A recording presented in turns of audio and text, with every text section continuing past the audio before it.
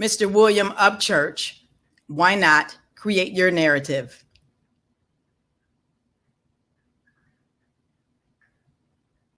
How you doing? I'm the author of Why Not, and I'll be reading from the first chapter of my book, which is the chapter of pain. And here's how it goes.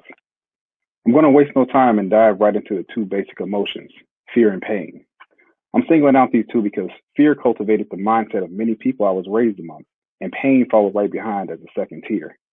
Now, don't get me wrong, I witnessed love expressed as I was brought up, but it was these two emotions I encountered which placed the most restriction on some of the most amazing minds for making progress. A vast majority of these fears were inherited from previous generations. While they were passed on, there was rarely, if anyone, who dared to challenge them. The primitive methods that people used to condition others was an irrational fear or the fear of the unknown, which would create the world of anxiety, which crippled the person, no matter how ambiguous the scenario would appear. For me, I was introduced to fear earlier on, just as most people.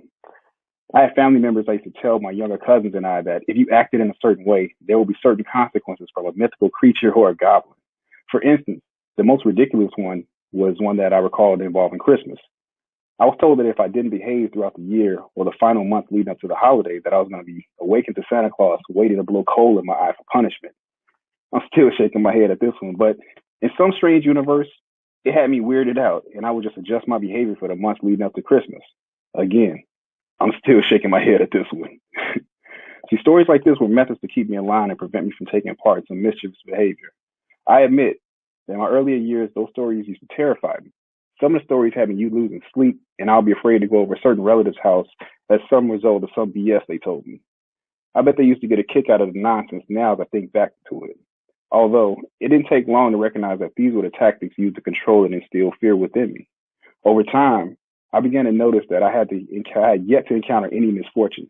I didn't get the cold in the eye treatment, and there wasn't a gremlin that ever kidnapped me. As I got older, educating closer to my preteen years, I began to grow fonder of pushing those boundaries to challenge the person who was the advocate of these stories. And you can imagine how well this went when an 11-year-old would beckon for you to come on, prove it, with a blank stare. See, they probably had a similar expression as I do when I'm talking to my niece. You possibly come across this as well. When you're giving a preteen an instruction and they're firing back at you a better way to complete a task or pawn it off onto someone else. But as I mature and transition to becoming an adult, I can still recognize many adults who display apprehension when they've exposed themselves to something outside of their comfort level. It's the same as when a child gets introduced to something that frightens them. But as an adult, it's a different response. People use the comfort of their surroundings or laziness to mask fear. I watched as someone use layer upon layer of excuses as to why they're the victim of circumstances. But in reality, it stemmed from their aversion to step outside of their boundaries. But it's not only the fear that they were cognizant of, it was the potential of pain that would also follow with the experience.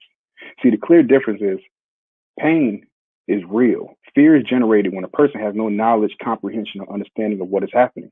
Pain, on the other hand, leaves you scarred and is a constant reminder of failure or error in judgment. It's like that hot stove you touched as a kid, that scrape you got on your knee when you fell off your bike when you were learning to ride, or that first real heartbreak you suffered. See, you can hide from your fears, but it's difficult to hide from pain because at some point it will be revealed, especially when the efforts to attain something yields an unsatisfactory result. In almost all cases, people allow themselves to be consumed with the illusion of fear, and from then, they're existing in a state of paralysis. I resorted to calling fear an illusion because, for one, it's just that. Just as I was frozen in fear about the untrue stories as a kid, there are adults living in life frozen in fear of assumptions and illusions. The thing about fear is that once it's ignited, it's difficult to extinguish because its accelerant is doubt and negative energy. Before you're entirely aware of the predicament you're in, you've already been engulfed in the fire, altering your behavior and decisions. But in contrast, all negativity associated with fear is one of life's challenges that can prepare you for your moment. And there are plenty of memories that I can recall where I conceded to fear, and I'm confident that at some point you've done the same.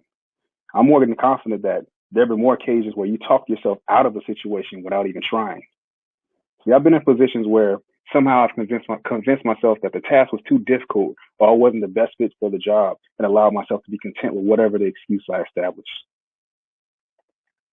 Thank you.